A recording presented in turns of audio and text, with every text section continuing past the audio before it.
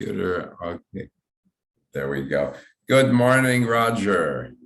Good morning, How are Rabbi. you doing? Okay, greeting everybody here on behalf of Hollywood Temple Bethel to you. We're going to run this as our Shabbat service. We're in our 100th year, and so we're dedicating a lot of our programs to events around the early years of Hollywood Temple Bethel and involvement of people in Hollywood and in Los Angeles in many ways. And so that's how I said, you are a legacy child, legacy child. So would you do me a favor, please just introduce yourself? I mean, we know you because we see on high holidays, you always come in, but introduce yourself to people who don't know you. How would you describe yourself? Tell yourself about yourself. Well, I'm one of the 10 grandchildren from our grandparents, Ethel and Morris Rosen, who were, my grandfather was one of the founders of the temple. And my father actually was the person who represented the temple in purchasing the land that the temple now sits on, and Neiman Hall, which in the day, that was a Spanish two-story home.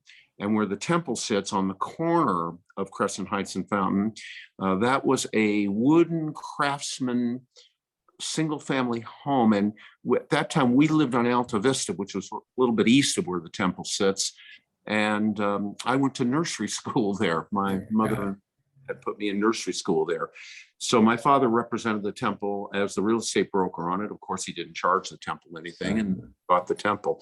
I grew up in Los Angeles. I lived the first few years of my life in a duplex on Alta Vista.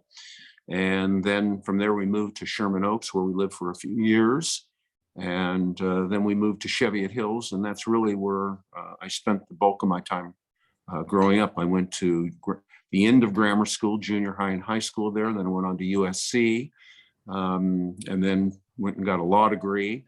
The first almost 5 years of practicing, which I never get the date right. It's either 1970 or 71. I can never remember. I was a deputy district attorney for the county of Los Angeles. And I was stationed around the county.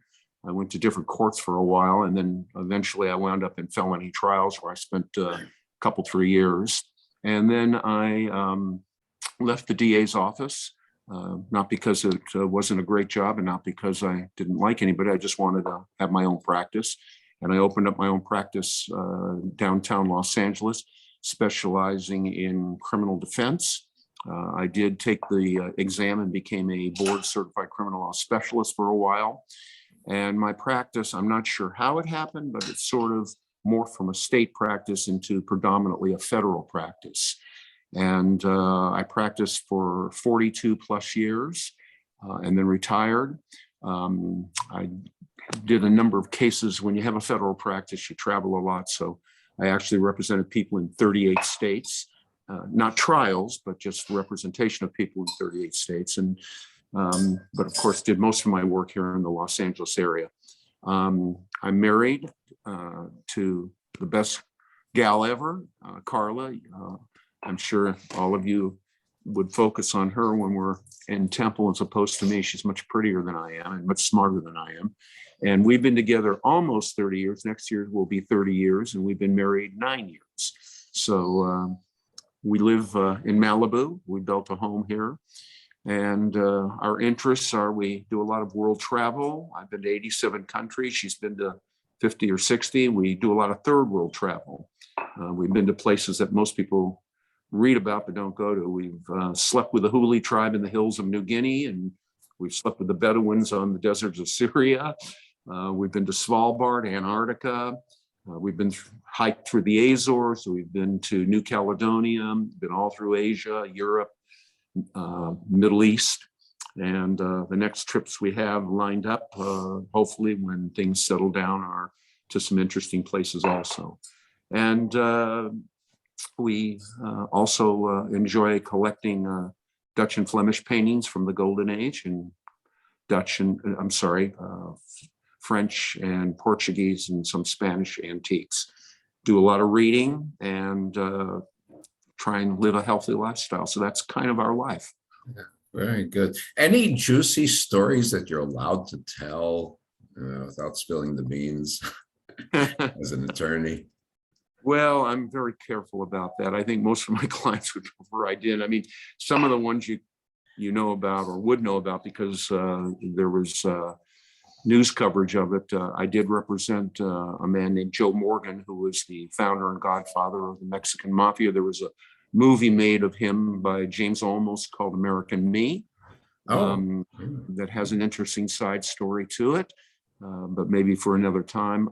Also, I was one of the lawyers in the beginning part of the Twilight Zone case. I represented George Folsey, the producer, when the helicopter came down and crashed, and it unfortunately killed Vic Morrow and the children.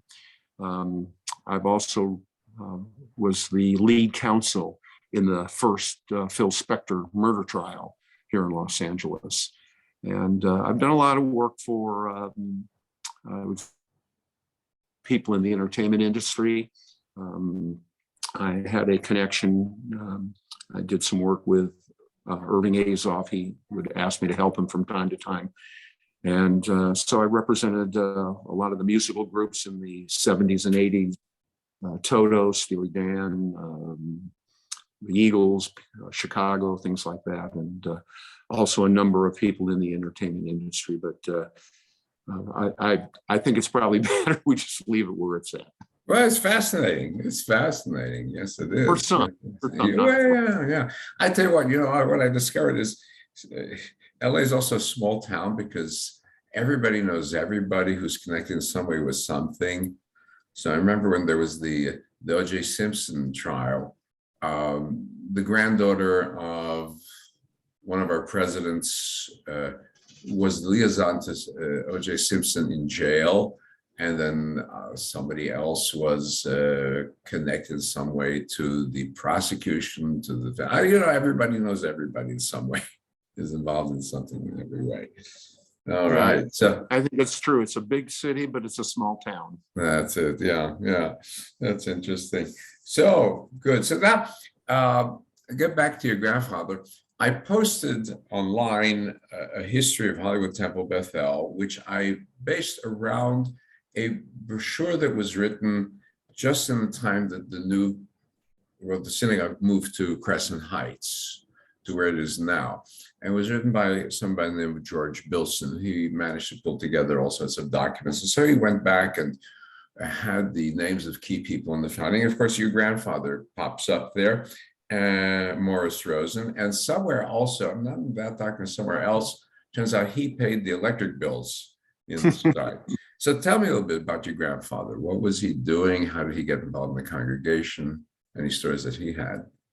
Well, like many, he came from Russia at a very, very young age. They got him out because of the usual problems that are going on in that country. A little different at the moment with the Ukraine, but always problems with that country.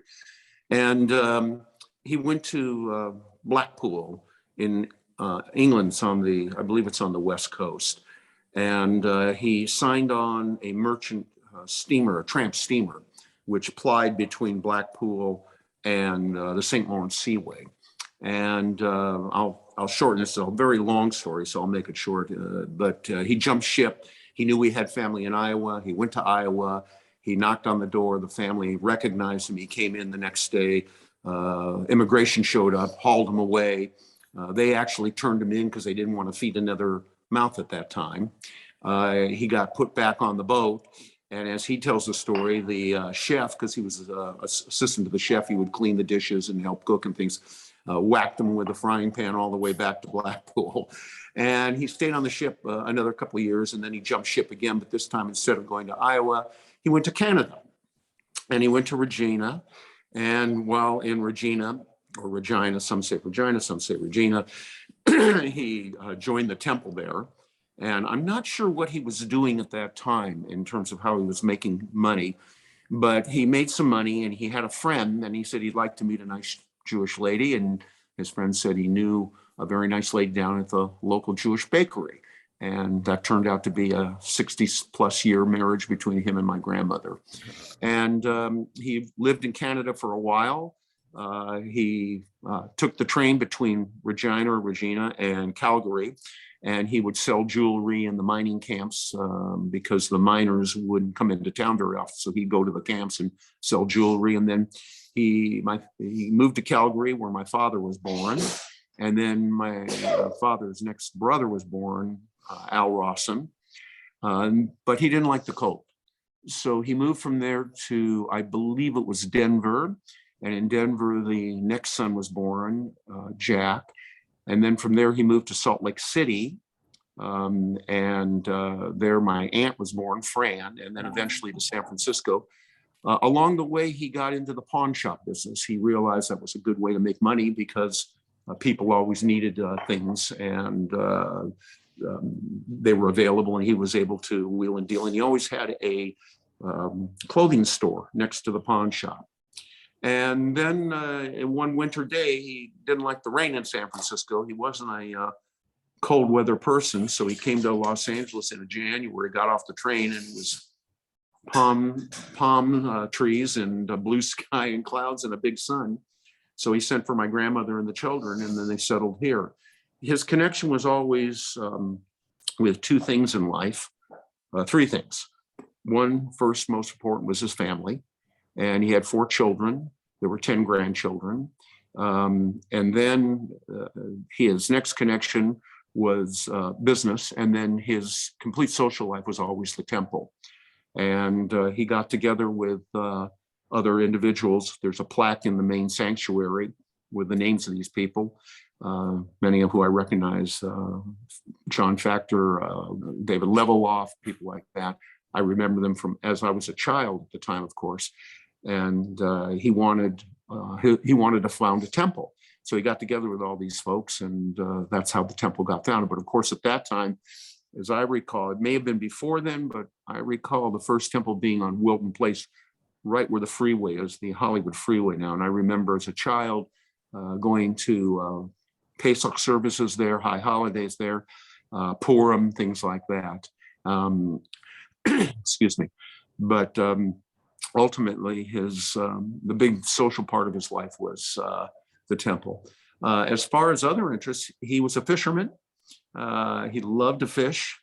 I fished with him in the summer along with some of my cousins every Tuesday and Friday. We'd fish anywhere from San Diego up to Port Hueneme. He was a great fisherman, and he loved to raise canaries. He had a cage that he built himself in his backyard.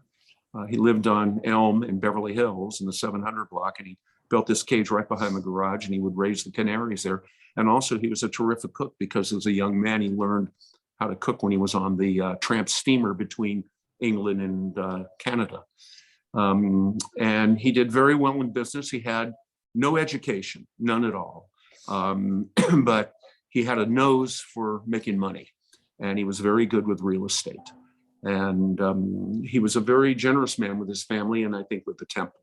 When you say he paid the electric bill, I think he paid for that and a bit more. And my grandmother was just a sweet Baba. She was just a lovely lady, sweet as you make them, not a mean bone in her body. Loved all her grandchildren, and that was her life, the grandchildren in the temple. So that's kind of a general, generic background. Very fascinating. So, one of the things that you learn from your grandfather is persistence pays off. Jumps ship, gets back on, ships get back on, gets hit by a frying pan, learns how to cook. Yeah. Right? Persistence pays off. But also, it's interesting, you said, he started out selling jewelry to miners in Canada and then went to pawn shop. So it's very often, right? A lot of Jewish immigrants, they start with very simple things. They save a few dollars here and there. And that's the story, like Woolworths, the famous Woolworths chain, same thing of the 5 and dime stores. Guys started to do a few little things with pedal and save up a little bit here and there and gradually create an establishment. And this is so much true of so many Jews. It's just persistence and not wasting and investing what you make and paying off. And so you don't have to go to school if you know what you're doing. Yeah, well, I always tell people, school isn't for everyone, and there's a lot of ways to slice the bread. And he didn't have the opportunity, of course, because the family wanted to get him out of Russia as soon as possible. Right. And so he never had the opportunity, but it didn't prevent him from being very successful financially. Yeah. Do you know what year he got out of Russia? You know, or It would, the best I can do, Rabbi, would be to say it would have been in the first quarter of the 20th century. It would have been somewhere between 1900 and 1910, somewhere there, maybe even a little earlier. I think his birth date, if I recall, is 1880. I want to say 1886, but it might have been in the 1890s. So I'm going to say 1888. Carla just told me. So it would have been certainly before 1900. Yeah. I'm sorry, he was 14, so it would have been 1902. 1902, yeah. Because 1904, there was a terrible pogrom, but things are going downhill for Jews after 1880. So yeah, any time was a good time to go. Yeah, for sure. So he would have gone in 1902. The family would have sent him to London then, and I'm not sure. He told me at one time, because I asked him, Grandpa, why why England? And there was some connection there with, I don't know if it was family or a friend, but there was somebody there that they had been communicating by snail mail, and there was some connection where they said, send Moishe here. And that's why he went there. Okay, it was a good move. Yeah. anything out. Yeah.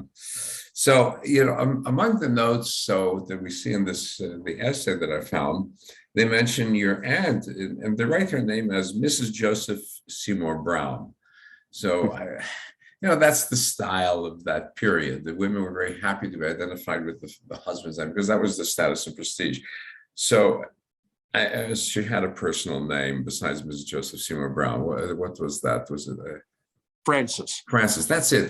So I think I've come across the name. Did I do her funeral? I'm trying to remember. I don't know. I think you did. That's right. I believe you did. Yeah. Unfortunately, I did some for your family, I'm very sad to say. So she was recorded as being the first teacher in the Hebrew school that they had. And they mentioned that your uncles were among the first students. So anything from them that you want to say? Well, I read that in the article that you were kind enough to send to me. And to be honest with you, that's the first time I heard that. I did not know that. My uncles, my dad went to law school. His closest brother, Al, went to medical school. The next brother down went to dental school. So they had all the professions covered. But Frances chose a different path. She didn't like school. And as I understood it, she didn't continue on with her education after high school. I did not know that until I read that. But it's very possible that that is the case. Sorry, I just can't add anything because I didn't. Yeah, I don't. No, that's fast. That's interesting. But she was fine with teaching Hebrew school. She must have liked working with kids. Yeah, she loved children. She had 3 children of her own, and she did love children. That I can tell you. I don't believe that she knew Hebrew. I don't believe she knew how to read it or write it. So I'm not sure what her discipline would have been in terms of serving as a teacher within the Hebrew school, but I'm sure there must have been, if that's what was written, there must have been certainly something that was assigned to her to do with the kids. Yeah. She could have taught holidays and stories and things. Sure. Customs, sure. Right? Probably there would have been. So now look at yourself as a youngster. So you said you were in the kindergarten. So you were before Barbara Drato's time as the kindergarten director, but anything from there that you remember about the synagogue? So you were still in the old Wilton place when you were there. Yes, when we first started in the Wilton place, but that was short-lived because then they built the temple and we came over there. I remember a few things. I was bar mitzvahed. I do have my bar mitzvah album with the pictures. Mm. And in going through my mother's things, which Carl and I did several years ago, I actually found a picture of my confirmation with all of us standing up on the bima in white robes. But what I remember most was I remember two teachers, Geveret Levitt and a gentleman named Mr. Lavanda. And Mr. Lavanda was kind of he was a stiff rod, and Geveret Levitt was about as wonderful a person as you get, very warm. And she used to play the violin. I don't think she played in the Philharmonic. I believe she played in a Jewish orchestra. So she taught at the Hebrew school a couple days a week. And then when my mother or father would come pick me up, we would take her and drop her off at her practice for her violin. And the other thing I remember is, of course, I was very, very close with Tanner Katzman. He bar mitzvahed me along with Rabbi Lieber. And I also remember Rabbi Ott, who was a big force in the temple. I mean, as a child, your view of a rabbi, I mean, you guys are right at the elbow of God for us. So. Right. Well, just Rabbi Lieber, you mean Rabbi David Lieber? Yes, David. Yes, who went on to be one of the key founders of what's now the American Jewish University, University of Judaism. And Correct. he kept this connection with us for many years. He would do the overflow service when I was officiating up in the Neiman Hall. And then Rabbi Ott, I think, went on to the Sephardic temple in Wilshire. That's correct. He did. Yeah. There was a problem that developed, which I'm sure you're aware of. I don't know that we need to go into it, but he had to leave. Anyway, long and the short of it is, I remember that. I remember the Hebrew school was in that residence, a Spanish residence, two-story residence that I had mentioned earlier, that is now where Neiman Hall sits. And I remember that they had divided the rooms up into the various grades. And we all would look forward, of course, to recess, and we'd go in the back, and there were the separate garages in a long line, and we'd play back there. And I also remember the Purim carnivals. Everybody wanted to win the goldfish. You throw the ping pong ball and win the goldfish. And I remember the holiday services. And the one thing that I still remember is how it become, I don't know that we had air conditioning, or if they did, they didn't turn it on, or it was broken, but it was always hot during the holiday services, of course, because it's in September or October. And it was always a struggle to get through the entire service because of the climate inside the sanctuary. I remember also the Factor family. I remember John Factor. They sat, I think, to the right of us, if I remember right. We sat about 12 or 15 rows back, and they sat there. And I do remember some of the early on people. I remember Eddie Fisher being there. I don't recall whether he brought Elizabeth Taylor or not, if he was married to her at that time, but I do remember Eddie Fisher being there. I remember Sammy Davis Jr. being there. He sat opposite us on the other side of the main aisle. And I can't recall if he brought I think his then wife was a Scandinavian lady named May Britt. Maybe I'm missing on that. Yeah, May Britt, yeah. Okay, I don't recall if he brought her, but I remember him sitting there. And also I remember there was another entertainer who came there a lot. But it wasn't unusual in those days, because us and Temple Israel up the street were the two temples that seemed to be the magnet for the people in the entertainment industry at that time. Yeah, that's interesting. I was in touch with the Academy, the new Academy Museum, because there was a question when it opened up, how come nothing was done about the role of Jews in the museum? And so then they said they're going to work on a special exhibit. So I sent them information, they got hold of me, and at some point, as they're developing the exhibit, Hollywood Temple Bethel is going to be in some parts of that. Oh, wonderful. So, great. The connections there, ongoing, past and present. That's what I I was talking about in my little talk a few weeks ago, and also in the booklet that I put up. So it's a fascinating congregation with that. So what else happened was of interest when you were of age and so on? Then you went to college and so on. What else? Well, I remember also there was another thing, there was so much that would go on at the temple, but when you say, what else do I remember? One of the things I do remember is in those days, it was very common when they would do the appeal that they would read the cards up on the bema. And even as, a young fellow and a teenager, I always thought, why are they doing this? But that's what they did. And they formed something called the Order of the Golden Yarmulke. I don't know if you've ever heard about that. No. Okay. Well, if you gave a certain amount of money, and I don't remember what it was at this time, it's for some reason, and I could be absolutely 100% wrong on this, but I have the figure of $10,000 stuck in my mind, which would have been a very large sum of money. Yeah, that would have been a big contribution. I'm talking about, this would have been in the 50s. Maybe the 60s. But I remember they had the Order of the Golden Yarmulke. And if you gave this amount of money, you would come up on the bema and they would give you a gold yarmulke to wear. And so I think maybe we're going to reintroduce it. I'll take 10. I'll take 10. That's okay. Well, no inflation. But at any rate, I remember that, and I remember my grandfather had one of the gold yarmulkes, and I remember John Factor did, and other people. And eventually they stopped that because they realized that was not particularly in good taste. Yeah. But I do remember that. And I also remember that they used to have concomitant with the adult services. A lot of times they would have children's services. And the children's services would be run by the teachers. For example, I mentioned Mr. Lavanda and Gavera Levitt.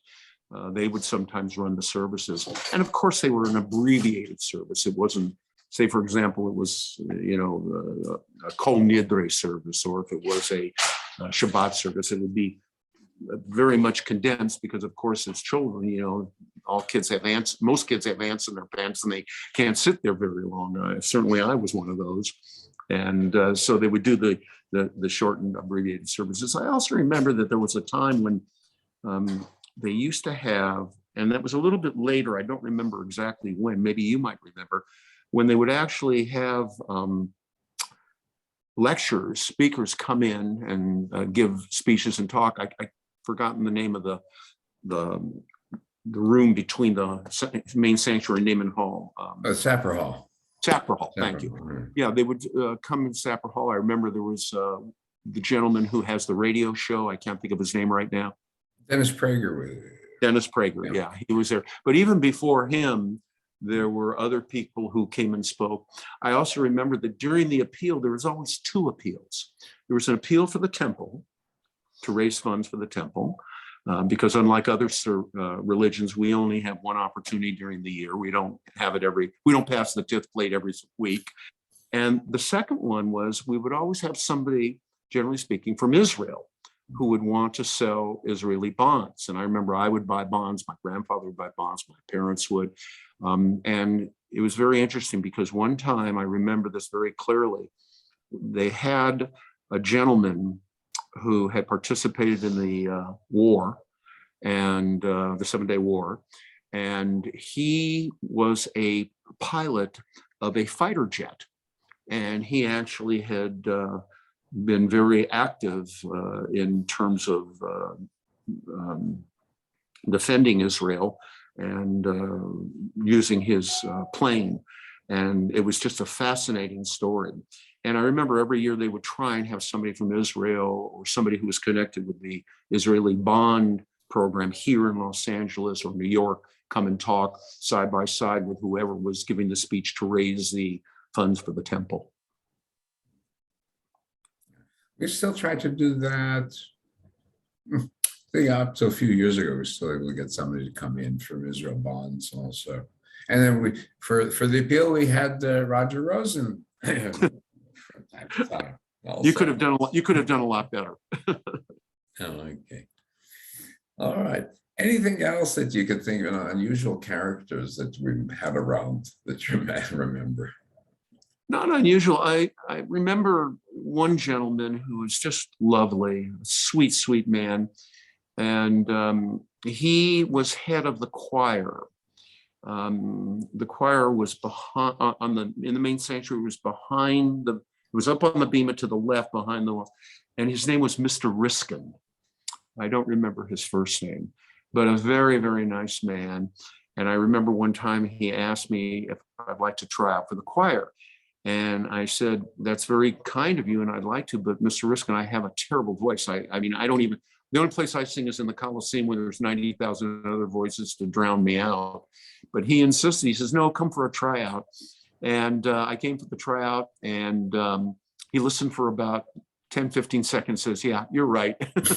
Your future is not, your future may be listening to music, but not creating music. I said, I told you so. But he was a wonderful man, and we had a wonderful choir. It was a beautiful choir, and it really added a lot to the service. I mean, you and I have discussed this. You know, I feel music is a very important part of the high holidays because I grew up with it in the temple. Right. There's always something musical. So it's nice, even today when we don't have a full choir, but we have the young lady who plays the, I don't know if it's called a keyboard or a piano. Yeah. And then the other, it's just, it really adds service. But I do remember Mr. Riskin.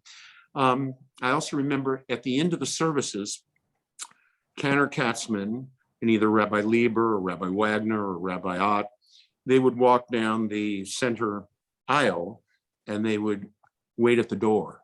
And then as people came out, everybody would be greeted by them and they would shake their hands, much like you do, as they would leave the service, which I always thought was a very nice touch. Yeah. We have been not been able to do the handshaking for the last 2 years.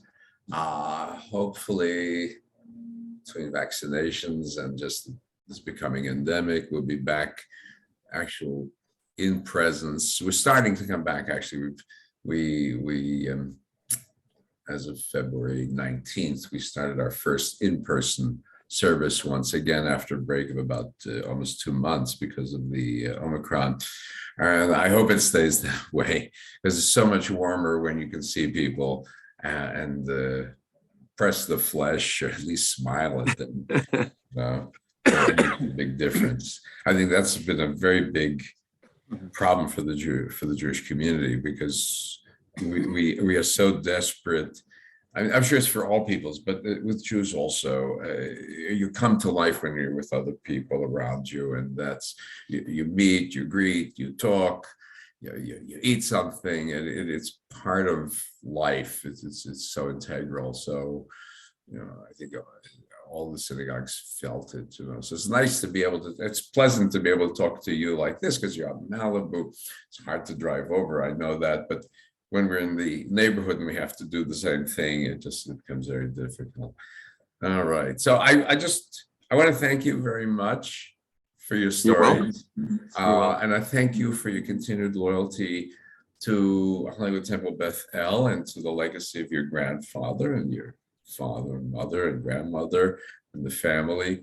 And we're going to keep on slugging. So we keep it on into the next century.